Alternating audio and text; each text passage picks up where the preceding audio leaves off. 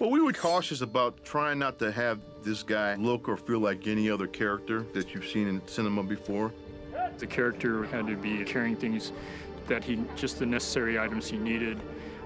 They'd be multi-use, not only for fighting, but for hunting and cleaning and cooking and different things like that. Well, originally the script that was handed to us, he had a samurai sword. And as we got closer to production, you know, Denzel had a few ideas. I think there's a lot of Asian influence in the film, and, you know, the whole loner aspect. Originally written, I think he had a samurai sword. I'm like, no, we can't do that. I think he was pretty right on about, you know, we've seen it in a lot of movies. Let's change this up. And my brother printed up all these cutlery, knives and swords. Denzel at one point said, what about a machete? Because, you know, down there in Jamaica, those kids come up as like an extension of their arm. They do everything with the machete. So that's a cool idea. So then I found some machetes and I found some kind of samurai big-edged swords, and I tried to make a hybrid samurai kind of machete.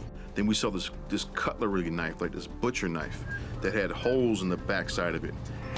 Samurai machete and this kind of African machete, and combine them into one, a hybrid.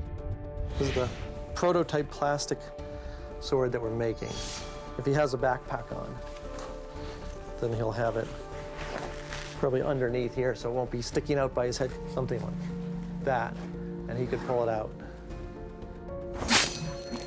We make the sword out of aircraft aluminum. It's light, it's strong, and it doesn't bend too much. And then we'll probably make one out of polyurethane. In case somebody gets hit by it, it won't hurt so much. You look at the weapon that he's used in this movie as far as the machete goes, and that was completely created for his character. There's only one of a kind out there. And it looks different, and that was the whole intent behind it. And he relies more on that than he does the guns.